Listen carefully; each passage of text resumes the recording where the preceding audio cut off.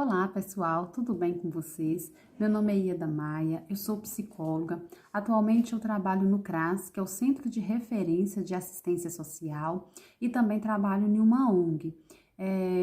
E eu gostaria de agradecer, a Marli, a toda a escola que me convidaram para estar aqui falando um pouquinho com vocês sobre o Setembro Amarelo. Eu sei que esse tema que é a prevenção, do suicídio, que é a valorização da vida, é um tema assim que nem todo mundo gosta de falar e é um tema que nem todo mundo gosta de ouvir falar sobre ele, Mas assim, eu vim, falar um pouquinho com vocês hoje, para que vocês possam ouvir de coração aberto, jogue fora todo o seu preconceito, toda discriminação, que vocês têm sobre esse assunto e vamos ouvir assim de coração aberto para que a gente possa nos ajudar e ajudar ao nosso próximo, Porque a gente tem assim, a questão do suicídio é uma questão de saúde pública, E principalmente uma questão, na maioria das vezes, ligada à saúde mental. Então, assim, como a gente fala de saúde em geral, a gente fala de doenças cardíacas, a gente fala de doenças no estômago, a gente fala de uma fratura, a gente fala de doenças das células, a gente fala do câncer, e por que não falar das doenças mentais, Então, as doenças mentais, elas estão aí, é verdade, é real. Muitas pessoas sofrem, muitas pessoas passam por esse problema e muitas vezes não procuram nem mesmo ajuda, Então, se a gente tem uma doença do coração, a gente vai procurar um cardiologista. Se a gente tem uma doença da pele, a gente vai procurar um dermatologista. E se a gente tem uma doença mental, a gente vai procurar um psiquiatra para nos auxiliar, Assim como cada médico é formado, tem sua especialidade, o médico que cuida das nossas, doenças mentais é o psiquiatra. Então, quando a gente fala de suicídio, o que é o suicídio? O suicídio, ele é um ato deliberado, executado pela própria pessoa, onde ele tem a intenção da morte, Ele tem a intenção de quê? De uma forma consciente, de uma forma racional e de uma forma intencional de tirar a própria vida, mesmo que seja causada por um transtorno mental. Naquele momento, o consciente dele, mesmo que esteja acometido por uma doença, é pensar racionalmente de tirar a própria vida. Então, o comportamento suicida é o quê? São os pensamentos, é o planejamento, é o plano que a pessoa faz de tirar a própria vida, são as tentativas não bem-sucedidas da morte. Tudo isso é o que a gente chama de comportamento suicida. Então, quando a gente fala assim, fulano tem um comportamento suicida, ou seja, fulano pensa em suicídio, pensa em acabar com a própria vida, ele já tentou em outros momentos, e quando fala de suicídio é o ato em si. Então, o comportamento, ele está presente ao longo da história da humanidade, desde sempre, Então, assim, toda a humanidade, desde que a humanidade, existe o pensamento e o comportamento suicida. Em todas as culturas, em todos os países, em todas as religiões, existem o comportamento suicida. É um comportamento determinado por multifatores. A gente não pode determinar o suicídio por um único fator, Ele é multifatorial. Ele é o resultado de uma complexa interação de fatores. São fatores psicológicos, são fatores biológicos, são fatores, inclusive genéticos, A genética, ela manda muito nesse comportamento, cultural, socioambiental, entre outros fatores, Então, são fatores que se entrelaçam. E o desfecho, de uma série de fatores que se acumulam ao longo da vida do indivíduo, muitas vezes acaba terminando no ato do suicídio. Então, o suicídio, ele é nada mais do que a consequência final, de um processo que a pessoa vem vivenciando ao longo de algum tempo. É uma questão de saúde pública. O Brasil é o 8º país, em suicídio. Milhares de pessoas morrem por ano vítimas de suicídio. Nos últimos estudos, 2017, coloca-se que é a terceira causa de morte, né, no Brasil é o suicídio. Então, assim, isso quando a gente fala de morte por todos os fatores, morte por doenças, mortes por acidente, né, acidentes automobilísticos, entre outros. Então, assim, a gente vê o quê? Que é uma questão de saúde pública e que, segundo a Organização Mundial de Saúde, é algo que a gente poderia prevenir. Então, o suicídio é algo que a gente poderia prevenir, desde que os profissionais de saúde, professores, amigos, pessoas próximas, né, daquela pessoa que tem as ideias suicidas, elas tenham o quê? Elas tenham uma forma de reconhecer, elas sejam capacitadas, elas estejam aptas a reconhecer quais são os fatores de risco presentes naquela pessoa, né? Então, assim, os estigmas, o tabu relacionado a esse tema ainda é um dos principais fatores que impedem que a gente fale sobre o assunto, impedem que a gente detecte precocemente um potencial suicida, né? E, consequentemente, que a gente possa prevenir o ato em si. Existem também muitas questões que envolvem questões religiosas, questões culturais, questões morais, né? Que muitas vezes impedem a pessoa ou de falar ou de procurar ajuda. E isso faz com que a pessoa às vezes se sinta envergonhada, né? E que ela tenha muitas vezes dificuldade de falar abertamente sobre o assunto. Então, esses são os fatores que prejudicam o quê? Que vão prejudicar a detecção, né, precoce de um potencial suicida. Bom, dentro do que a gente fala de verdades e mentiras, né, mitos e verdades sobre o suicídio, existem alguns que são, assim, os principais, né? Então, quando a gente fala assim, ó, que o suicídio, ele é uma decisão individual, já que cada pessoa tem o poder de decidir sobre a sua própria vida.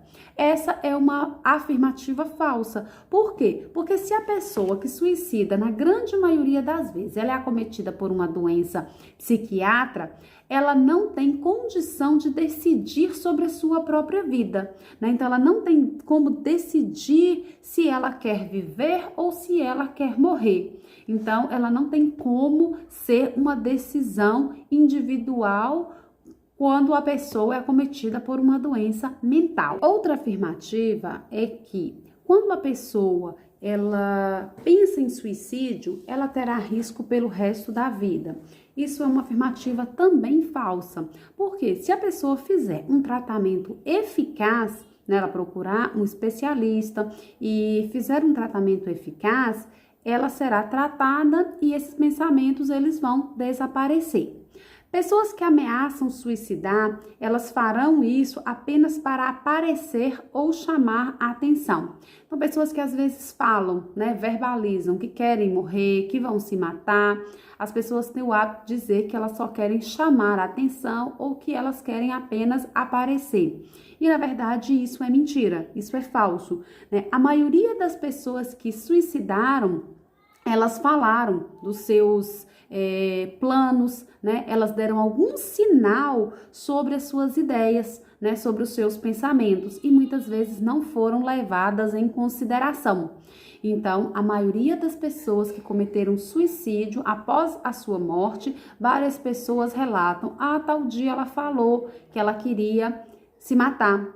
Uma vez ela comentou que ela queria sumir. Uma vez ela comentou que ela queria dormir para sempre. Então, tudo isso são sinais, tudo isso são sintomas, né, que a gente tem que prestar atenção. E assim, existe outra afirmativa também que é falsa, que diz o seguinte, que não devemos falar sobre o suicídio, que isso vai incentivar. Não, a gente deve sim falar sobre o suicídio, porque isso, ao contrário, não incentiva, né? Falar vai diminuir muitas vezes a tensão e a angústia daquele que sente o desejo, né? Então, ele vai poder o quê?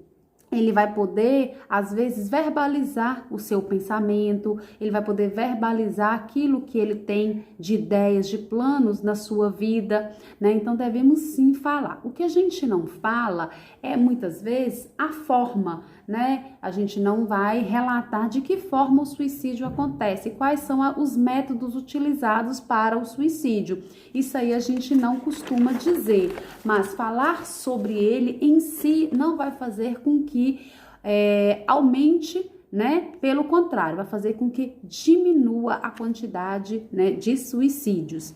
Existem alguns fatores que a gente tem que pensar que são fatores de risco, né? Reconhecer os fatores de risco é fundamental para a gente poder conseguir diminuir uma ação suicida.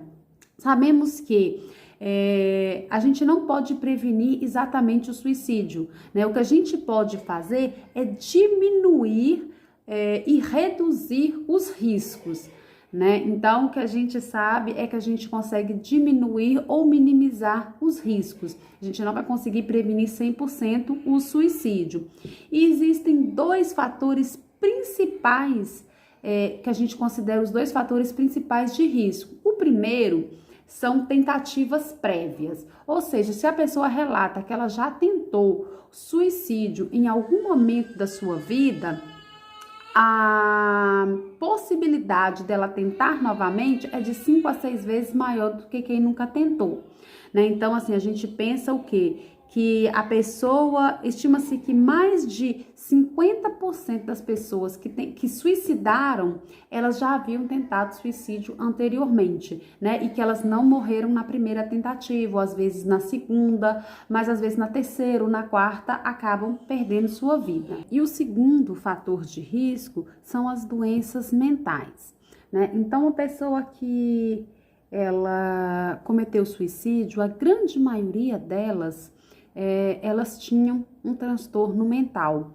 ou não diagnosticado ou não tratado. Muitas nem sabiam, né? A família, ou a própria pessoa nem sabia que tinha uma doença mental, né? Então, assim, os transtornos mentais, eles são um dos fatores de risco, o segundo maior fator de risco em relação ao suicídio. Então, o primeiro é a pessoa já ter tentado anteriormente e o segundo é as doenças mentais.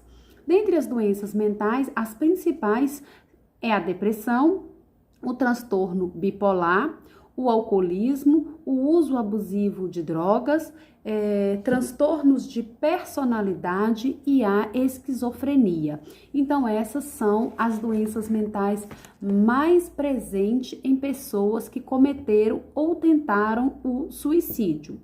Existem outros fatores de risco também, né, que são um pouco menos relevantes do que os primeiros que eu falei, que a gente tem pessoas que têm outras doenças que não são doenças mentais, principalmente pessoas que têm HIV, pessoas que têm esclerose múltipla, pessoas que têm doenças cardiovasculares, câncer, lúpus, entre outras doenças.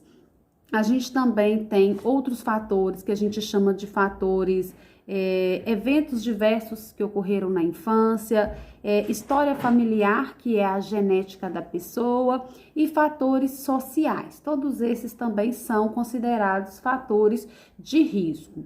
Bom, entre o gênero, a gente tem uma maior chance de tentativa de suicídio entre as mulheres. Porém, de 3 a 5 vezes mais mulheres tentam.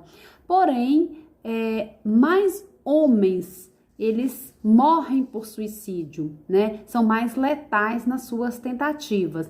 Isso acontece por quê? Porque os homens, na maioria das vezes, têm a questão, principalmente do nível de força, tem a questão da independência e tem também a questão do comportamento de risco, né? Então, eles utilizam de métodos que são considerados, às vezes, mais eficazes do que as mulheres.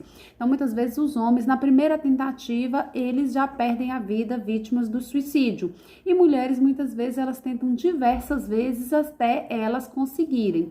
Então, em relação à tentativa, são mais mulheres. Em relação ao suicídio consumado, são mais homens. Bom, então, né, a gente falou um pouquinho sobre a prevenção, a gente falou um pouquinho sobre os fatores de risco, e quando a gente fala de fatores de risco, a gente não pode deixar de falar sobre automutilação, né? Então, o que é a automutilação? A automutilação é definido como qualquer comportamento também intencional que envolve agressão direta ao próprio corpo, né?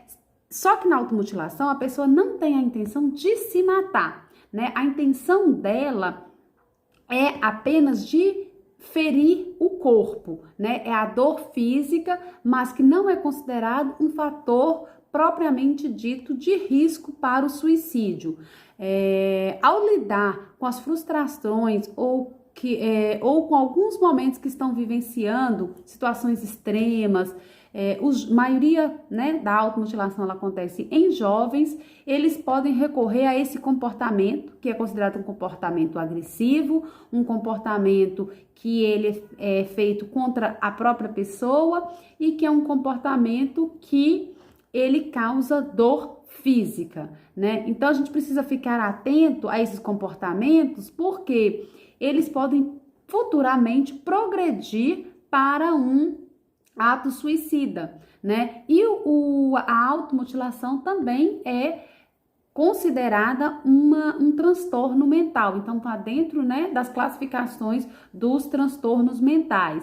Então, assim, a atenção, ela é muitas vezes, as lesões são em locais que as pessoas ficam escondidos, né? Nem sempre acontece apenas nas pernas e nos braços, né? Não sempre são apenas cortes, existem também outras formas de automutilação. A intensidade, a repetição, a continuidade também são importantes, né, para a gente diagnosticar a automutilação. E o fator também da automutilação que a gente tem que observar é enquanto a gravidade dos ferimentos, né? A gravidade, ela pode ser baixa, média ou grande, porém não devemos em nenhuma dessas classificações subestimar e dizer né, ou que foi uma frescura, porque os comportamentos autoagressivos, eles precisam ser tratados e mais uma vez precisam ser tratados com os médicos próprios para um transtorno mental, né? Igual a gente falou no início, a pessoa precisa de ajuda para ser tratado, né? Se não tratado, pode sim levar a um comportamento mais invasivo, né? Que muitas vezes ao suicídio. Então, todo comportamento de automutilação, ele tem que ser também diagnosticado e precisa ser tratado. Outro fator importante na automutilação, né? A gente precisa que seja diagnosticado se existe algum transtorno mental, alguma doença psiquiátrica prévia, né, para que a automutilação esteja acontecendo. Mas existem também outros dois fatores de risco que ele é muito importante, que é o uso de álcool e droga, né? Se esse jovem, se esse adolescente está fazendo uso de álcool e droga, ou se ele está sofrendo bullying, que são dois fatores também super importantes no comportamento da automutilação. Então, a gente precisa conversar sobre o assunto precisa ser falado, precisa ser discutido abertamente, sem preconceito, sem discriminação, para que a gente possa identificar, né? Para que a gente possa, enquanto pais, enquanto educadores, enquanto profissionais da área de saúde, que a gente possa identificar esses comportamentos, né? Então, assim, a automutilação, como todas as outras doenças psiquiátricas, elas precisam ser diagnosticadas e elas precisam ser tratadas. Bom, então a automutilação, ela está classificada, né, na CID-10, no Código Internacional das Doenças, X84, e é considerado uma lesão autoprovocada intencionalmente. E a pessoa, ao cometer a automutilação, naquele primeiro momento, o corpo ele gera uma substância chamada endorfina, que acaba dando uma sensação de prazer e de bem-estar. Porém, o que acontece? A pessoa usa aquilo ali como uma válvula de escape para um sofrimento que ela está tendo, né? Então, assim, se algo está incomodando essa pessoa, se algo está fazendo com que ela tenha um sofrimento, ela acaba tendo esse comportamento para ela ter ali minutos de prazer e de bem-estar. Porém, passado esses minutos, ela começa a ter o sentimento o contrário, né? Ela faz com que aquele primeiro momento de sensação se transforme em quê? Em arrependimento, em vergonha, né? E acabe agravando a saúde mental e a saúde psicológica, a saúde emocional da pessoa. Então, a automutilação nunca é a melhor saída para o sofrimento. A melhor saída é sempre falar, é sempre procurar uma ajuda especializada, é falar dos seus sentimentos, né? É falar daquilo que nos incomoda. Então, é por isso que no Setembro Amarelo a gente fala de suicídio, a gente fala de automutilação, né? A gente fala de saúde mental, né? A gente fala de valorização da vida, porque o que é mais importante é a valorização da vida. Então, assim, sempre que for necessário, procure uma ajuda, né? Procure uma pessoa da sua confiança, procure uma ajuda profissional, né? Para que você possa se restabelecer emocionalmente, psicologicamente, mentalmente. Bom, então era isso que eu queria falar com vocês. Agradeço, né, Elisângela, agradeço a escola e se em uma outra oportunidade, né, tivermos de falar sobre outros assuntos, estou à disposição, né? A gente pode estar marcando, depois quando a pandemia passar, a gente pode estar tendo um encontro pessoalmente. E muito obrigado e até o próximo.